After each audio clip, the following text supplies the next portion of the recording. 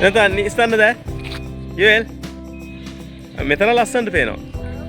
Bucket එකත් එක්කලම.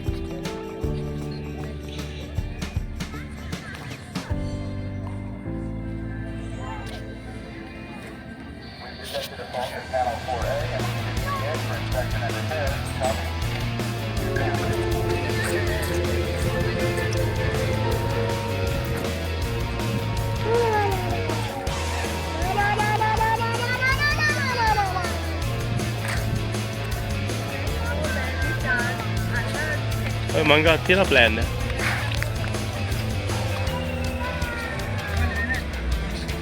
Occupies about 7,000 acres. I want to introduce you to Becky Bolt, who has been a NASA wildlife ecologist here at KSC for nearly 35 years. Becky, what kind of wildlife can we expect to see here today? We have lots and lots of different kinds of wildlife. We have over 400 species that occur out here on the Space Center. What you are going to see is going to depend on what the weather is, where you are, what kind of habitat you're driving through. Look in the ditches and you'll see lots of wading birds, tall herons, egrets, ibises. There's several species of those, and I can pretty much guarantee you're going to see some of those. We have bobcats, raccoons, all kinds of animals. Now, what is your role as a wildlife ecologist? One of the main things we do is support operations. So people always think, oh, that's launch. Well, Kennedy Space Center is big and we have a lot of employees. It's like a city. We have lots of roads, we have lots of buildings. And so there's lots of maintenance and construction and taking buildings down that are old, that aren't used anymore. So anything that might impact the habitat or wildlife, we have to go out and we check it out. And we work with the project managers to make sure that animals aren't harmed, or things need to be, like gopher tortoises are notorious for this. They go places where they shouldn't be, and sometimes we have to move them. We also support launches. We do a lot of research because we help the land managers, which on Kennedy Space Center, the land managers are the Fish and Wildlife Service, because this is a wildlife refuge.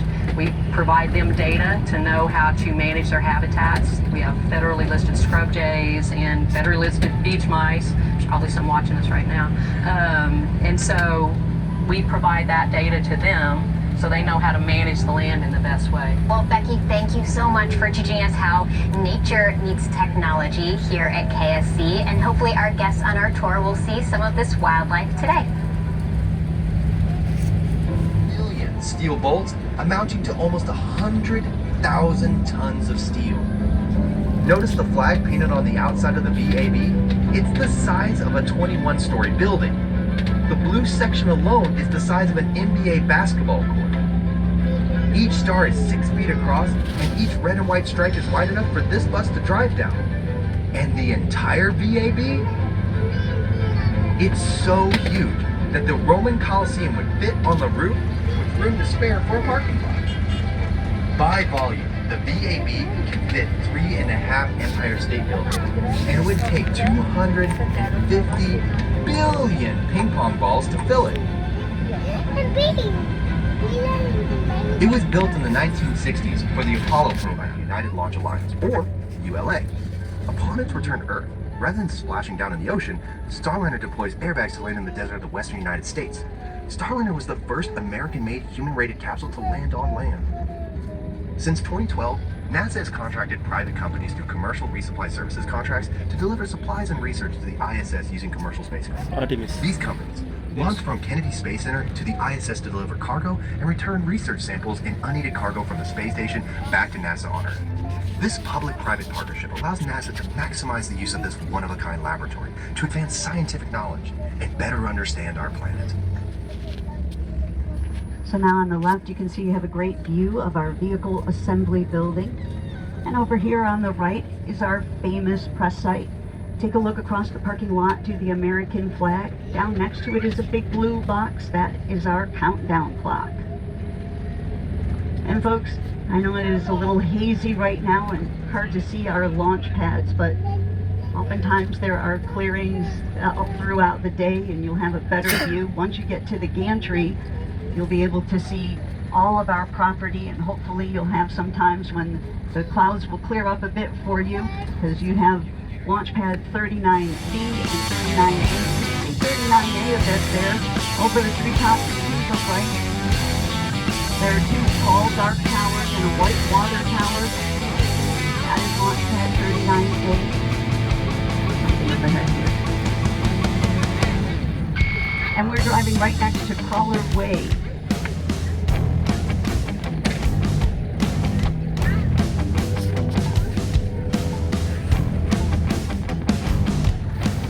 As we follow the Crawler Way on your left from the Vehicle Assembly Building to launch pads 39A and 39B, we enter an area of action, tracing the path of astronauts and the rockets that carried them to the Moon and International Space Station. Here, surrounded by nature, NASA and its partners push the limits of technology and imagination to grow our understanding of the universe. Each new mission gives us new knowledge to help us protect our planet and the lives on it. Soon, we'll be arriving at the gantry at LC-39, where you can learn about ways NASA is using information gathered from space and get an up-close look at launch pads 39A and 39B. From the observation tower, you can also see Space Launch Complexes 40, 41, and 37 on Cape Canaveral to the southeast, as well as a 360-degree view of Merritt Island National Wildlife Refuge. Keep a keen eye on the Banana River between the tower and Cape Canaveral. You might even see a dolphin or two. With new launches and heightened goals always around the corner, this is an area of constant activity. Do not forget to tell them about today's static test fire. We are finishing final preparations now. Oh yes, everyone, meet Sol, our artificial intelligence assistant assigned to the gantry at LC-39. She's helping some of NASA's engineers with a new prototype engine stationed in the observation tower. In a short while, they will be testing the engine's full thrust capabilities to see if it meets NASA's criteria for deep space exploration. Sol, what do our guests need to know? This is a really exciting opportunity and perfectly safe. You can go underneath the engine and feel the effects and power of the test fire yourself. Så här är en satellit, han ser inte. Ja. Satellit. Det här är planet där. Den är satellit. Det går runt planet. Nej, du får inte göra helt runt. Den här kan vara rymdstation också. Space Men Center. han kan inte gå till natten. Det kan man inte. Han kan gå till ljusa delen och okända delen. Han kan gå till ljusa delen och okända delen.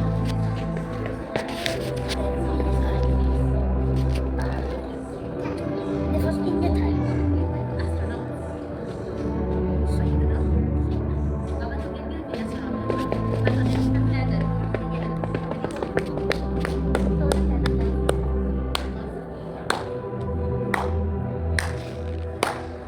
Vem är det som klarar?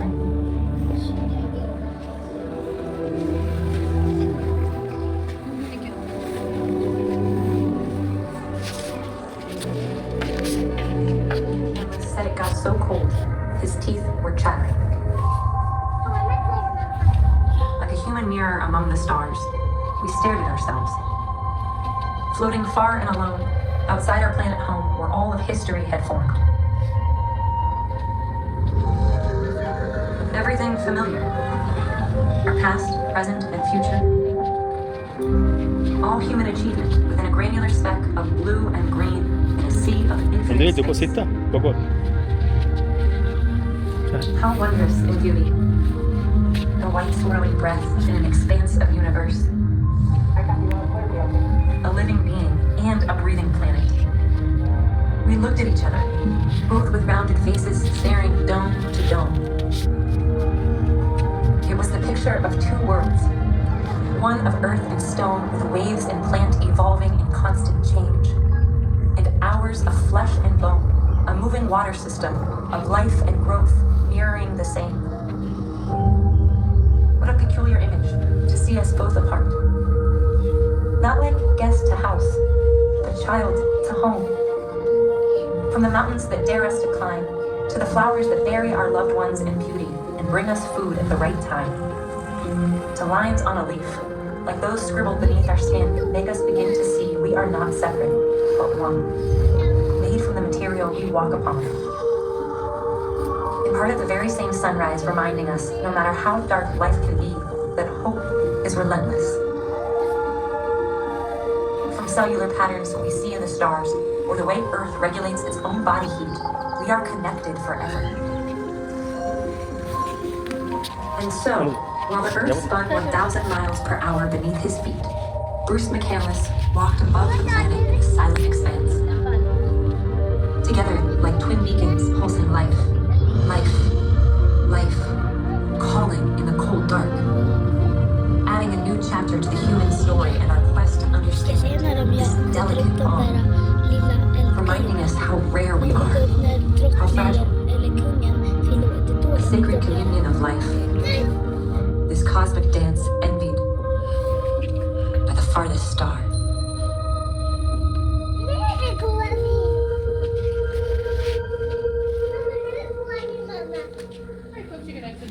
Program and has since been updated to accommodate the space shuttle and now NASA's SLS rocket. Weighing in at 6 million pounds and capable of lifting and hauling 18 million pounds, the crawler is an engineering marvel, even without a rocket sitting on top of it. This thing has 2,750 horsepower V16 diesel engines that can carry the crawler up to a top speed of, wait for it, 1 mile per hour while carrying a rocket. Keep an eye out for the crawler as we approach this area. And remember, we are visiting a working spaceport, so while the crawler may not stay in one area for very long, it's bound to be out here somewhere. Kennedy Space Center. And that's where they give the final go or no-go for launch. We're inside the LCC now with Charlie Blackwell Thompson, NASA's first female launch director. So Charlie, tell me what your role is as launch director, and then what happens inside this room? The launch director is responsible for working with the team on the launch commit criteria, the rules with which we are go, no-go. There's a lot that we have to do to be ready for launch. So what's it like on launch day for you and the 100 engineers that you have watching the systems of the rocket before liftoff? On launch day, this room is the hub of excitement because the team is focused, and the closer you get to T0, the quieter it gets. You can almost feel the concentration in the room. Now, this room, of course, is very interesting. You can see from the outside that the windows are very large and they're slanted. And we were doing it with a rocket that no man had ever flown before.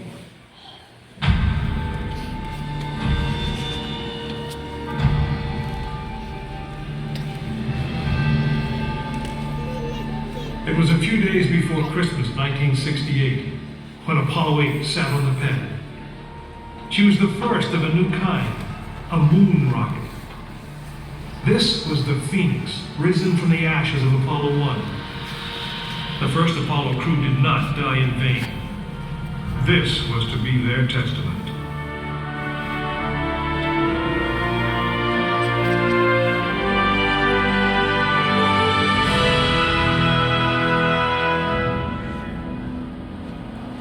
"36 stories high, she had been fully fueled throughout the night. The liquid oxygen in her tanks caused ice to form on the outside of the craft. The extreme temperature differences between the air and the sub-zero fuel caused the metal skin of the rocket to expand and contract. Everyone who was on the pad agreed. It was as though the rocket was alive, breathing, straining at the leash. Earlier in the morning, astronauts Frank Borman, Jim Lovell, and Bill Anders had made their final preparations before taking that long ride out to the waiting spacecraft.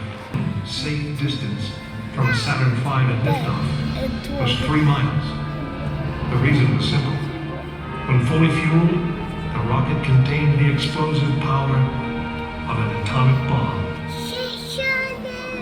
As the clock counted down, the astronauts and all of us in launch control went through the... Mankind is about to leave his planet behind and journey to another. It is one of those rare moments when history is not being made, destiny is being embraced.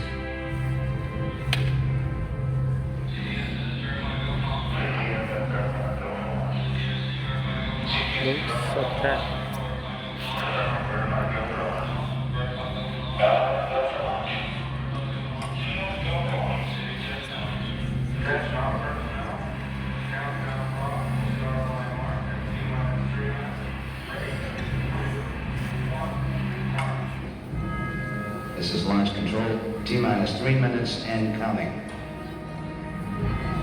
We've completed our communications checks with the Apollo 8 astronauts in the cabin, and the communications are go.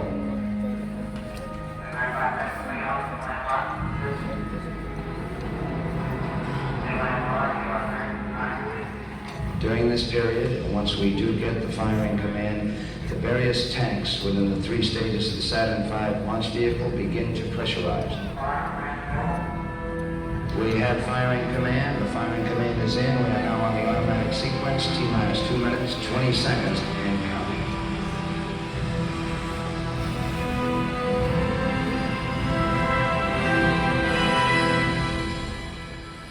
Our status board indicates that all aspects are ready. Instrument unit is ready. Spacecraft ready. Final check of the emergency detection system. That ready light also on. First stage preparations are completed. All systems are okay. Keep going. We're on. Ready to go to Cronkite. Stand by, Walter. Okay, you're on. All systems go. 1 minute, 45 seconds and counting. The first stage liquid oxygen tank has been pressurized, and the pressure is still building up. Coming up on 90 seconds, mark, T-minus 90 seconds and counting. The Apollo 8 crew standing by, Spacecraft Commander Frank Borman, Jim Lovell, Bill Anders. We now have a report that the liquid hydrogen tank on the 3rd stage is pressurized, 1 minute, 15 seconds.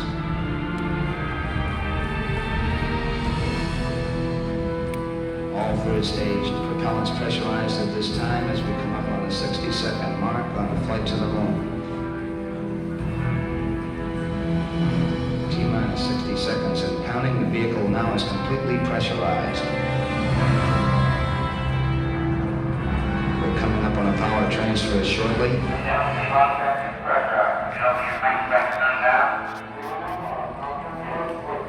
We have the power transfer. We're now on the flight batteries within the launch vehicle.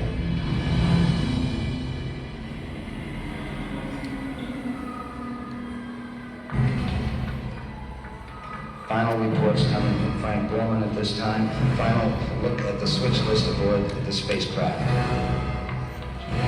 Ignition sequence start. The engines are on. 4, 3,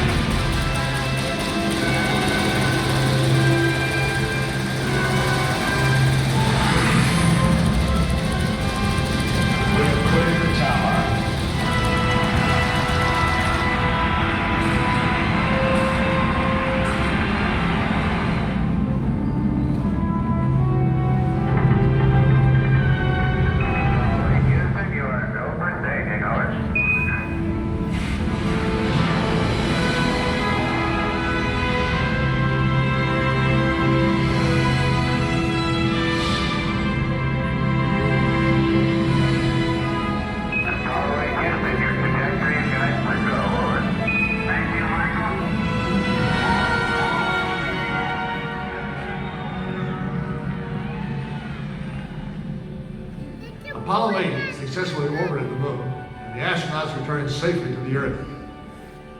I know.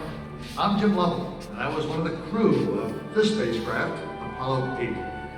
We were the first men to see the surface of the moon from just a few miles away. But it was the hundreds of thousands of men and women who worked with that team, and the millions of people who supported the mission that really made it possible. That way, I guess, we all went to the moon. Now, on the other side of those doors, you'll find an actual Saturn V moon rocket. is still the most powerful, the most complex machine ever built. And I guess it's the only one that can take you to another planet. I actually got to fly one on a second flight to the moon called Apollo 13. But that's another story.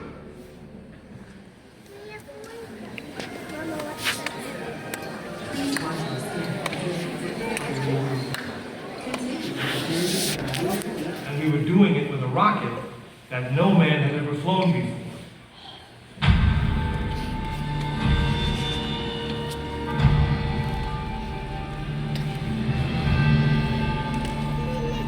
It was a few days before Christmas 1968 when Apollo 8 sat on the pad. She was the first of a new kind, a moon rocket. This was the Phoenix, risen from the ashes of Apollo 1. The first Apollo crew did not die in vain. This was to be their testament.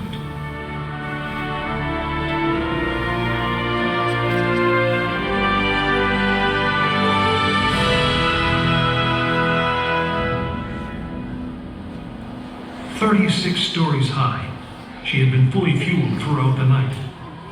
The liquid oxygen in her tanks caused ice to form on the outside of the craft. The extreme temperature differences between the air and the sub-zero fuel caused the metal skin of the rocket to expand and contract. Everyone who was on the pad agreed. It was as though the rocket was alive, breathing, straining at the leash. Earlier in the morning, astronauts Frank Borman, Jim Lovell, and Bill Anders had made their final preparations before taking that long ride out to the waiting spacecraft. Safe distance from Saturn V at liftoff was 3 miles. The reason was simple. When fully fueled, the rocket contained the explosive power of an atomic bomb. As the clock counted down, the astronauts and all of us in launch control went through the... මේ වගේ එක තමයි හිර වෙලා ඉන්නේ.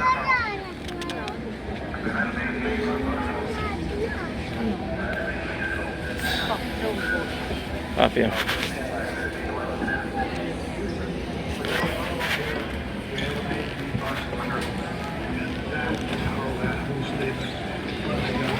මේක වටේම ගිහිල්ලා හිටියමු.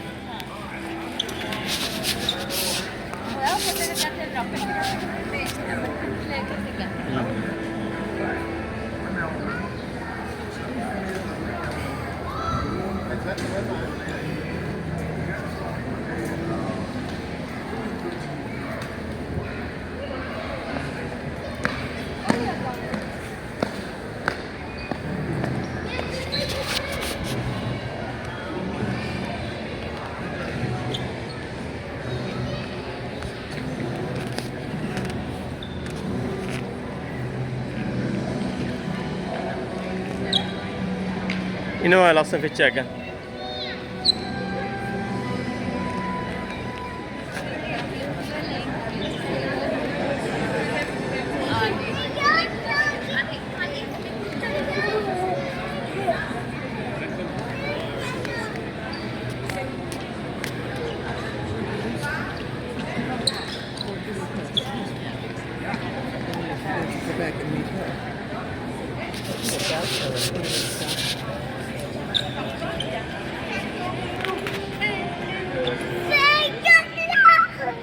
Inagan, tita pa me?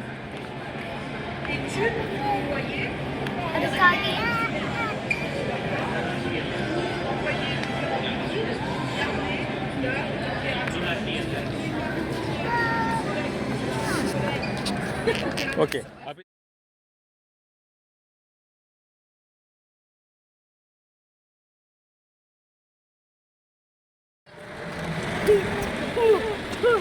¡Oye, la gente! ¡La gente de acá! ¡Anda con luz, papá! ¡Tita, papá, que le matas! ¡La gente de acá!